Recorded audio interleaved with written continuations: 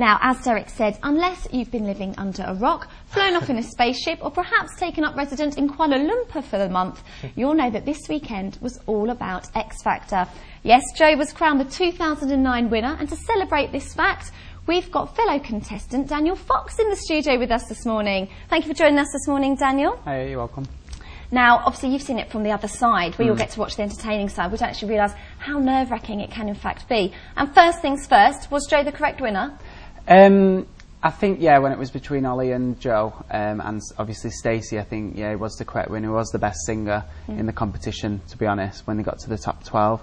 And he's, like, so deserving of it, and he's so down-to-earth and genuine, and he is brilliant. So what you see is what you get?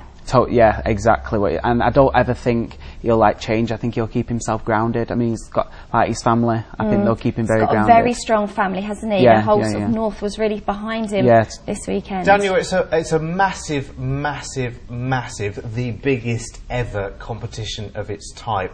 You were very much a part of it this year. Talk us through your journey, because it must have been, I mean, although you didn't make the final 12, obviously, which we know, it still must have been amazing to be plucked out of what we know is 200,000 people applied. Yeah, and you were pretty close to the final 12, weren't you? Yeah, I mean, that's a lot when you think about it. It's a huge achievement. Yeah, I mean, it's like took over my life like this past year, because it starts in April with the applications, and then got the producer rounds, and then you're actually on the show, and then you've got boot camp, and you've got judges' houses. So in a way, yeah, I have been on like a journey, but they've been on like the biggest journey of their life, and I mean, it's changed their lives forever. But it was a fantastic experience, and I mean, got to meet the winner, didn't I? So. Yeah, fantastic. Now, you had Cheryl as a mentor, and a lot of people are saying, you know, it's not just coincidence that Cheryl won last year and she's won this year, but that a lot of the public support Cheryl herself, so whoever she has an advantage. What do you think to that statement? To be honest, yeah, it is true. I mean, everyone loves Cheryl, don't they? And they've seen her come from a reality TV show herself, and she's been in that position. And I think, like, who like Cheryl, they're going to vote for Joe because he's in her category. But, I mean, put that aside, he does deserve to win anyway. I mean, he was brilliant. Now, give us the gossip. What is Cheryl like? Is she as nice as she seems? She seems too good to be true. Is she really like that? Yeah. Yeah, she is. I'm glad you said that. Yeah. It would be awful to burst the bubble. No. She does genuinely look she's a very down-to-earth person. I mean, and yes, she's a megastar now, but she's still very grounded. I think, yeah, because, like, she's come from a normal family. Yeah. Do you know, like, when you come from a family that, and you've, like, your mum and dad's been in the business and the famous and everything, but she's had, like, basically, like, nothing and then gone to where she's got. So she's just looked like a normal person. She's been like a normal person at the end of the day. And she's very genuine, and she does care about the contestants as well. Like, she's got very close to Joe. Yeah. Because I think it helps him being from the North East as well. They have something in connection. Well, when she first met him, she said, didn't she, that you're from where I'm from, and they had that instant connection. That's what I mean. Yeah, she is a nice person. And you met Will Young as well, didn't you, when you went to Judge's house? What was he like? Your eyes light up. Is he a nice guy? Yeah, he's very, very, very genuine.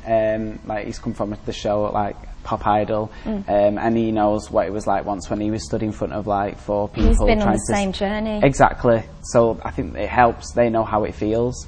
But yeah, he's a nice lad as well, and he's had a great career. Now, Daniel, you didn't make it to the final 12, and that must have been absolutely. I mean, we saw your reaction in the programme as well. It must have been genuinely heartbreaking. But what happens at that point? What do you decide to do then? Do you have to go away, kind of get over that, and then decide what to do? How did it all go for you? I mean, like, when I left, we all went on the plane home together, and the finalists were there. So you're with the people that have got through and you haven't. That must be quite difficult. It was, in a way, but like when I didn't get through, Joe came up to me and said, "I'm really, really sorry." I went, "What are you being sorry for?" He went, "Because I've got through," and you know, and it is a shame, but like this is what I do. It's not just like a hobby for me. It's what I want to do. It's my career, and I'll never ever stop singing. And you've just got to like get up and get over it. I mean, I got given that opportunity out of so many people, and I'm really like thankful for it. And it just wasn't my time. Like, I believe everything happens for a reason. That's very good philosophy. And also, it is a competition. People have got to remember that there are going to be winners, but there are going to be an awful lot of losers as well. Exactly. Not necessarily a loser, though. I mean, you know, it's the beginning for you, isn't it? Well, I mean, it's been a platform for me to work from. I mean, look at Alexandra. She went in it, and she got to where I got, and then 2 years later, she came back and won the whole show. So it just proves like you can still have a career out of it just because you haven't got through to like on the final 12. Like even the final 12, they can still have a career from it. If you're really talented, you're going to be able to get there. And after second place is JLS, they've doing fantastically. They're just as good as the winner. They've had like 2 number ones, and it was an amazing collaboration last night. Yeah, I really liked JLS and Alex together. That was brilliant. Fantastic. It really was. Yeah, it was good. Listen, it can also work the other way, of course, as well. We've seen from the X Factor. Was it the first winner, Steve Brookstein? A lot of people now would struggle to recognise him if they fell over him, wouldn't they? His career kind of went the other way. Do you think luck plays a lot in it as well? I think it does, and I mean, like I got Asher Stee, like I did an interview on the radio, and they was asking me like, do you think this year's winner's going to flop? Mm-hmm. I mean, well, it can do. I mean, Leon Jackson, Steve. Yeah. I mean, it's no guarantee, is it? There isn't a guarantee. It's just a chance they take. Like Simon Cowell said, it's a chance they've got to take. I mean, but he's a nice lad, and he has got talent there. He has got talent, so I really hope he doesn't, because he is a deserving winner. And what do you think about the stick Simon Cowell gets? Do you think he really is a Mr. Nasty, or do you think he's just an honest man?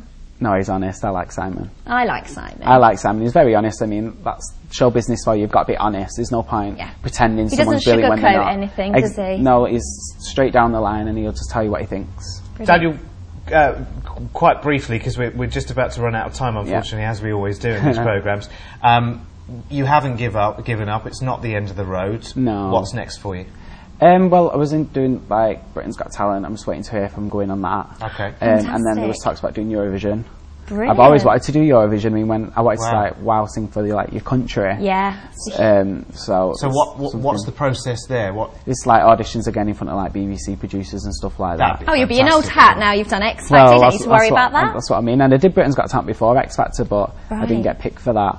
But it's just whether you're right for the show at the time. It's whatever they're looking for at the time. And it's all about hard work and perseverance, isn't it? And it exactly, seems that you're very, very focused and very dedicated. You have to get on with it and, not give up if it's what you want to do. Yeah. Then you just got to go for it. Well, best of luck to you. You seem like you've got your head screwed on, and you've also got bundles of talent. No one can deny that. Oh, just before we go, because it is coming up to Christmas, and we do like to treat our guests. Oh. We've got you a little present there. You can't open it until Christmas Day, my producer's telling me. So you've got to keep it for a while. How bad's that? It's a Christmas tree. A Christmas present. You've got to. But thank you so much, and for a fantastic Christmas. And you, Thank you. Good luck. Thank you. Good luck as well.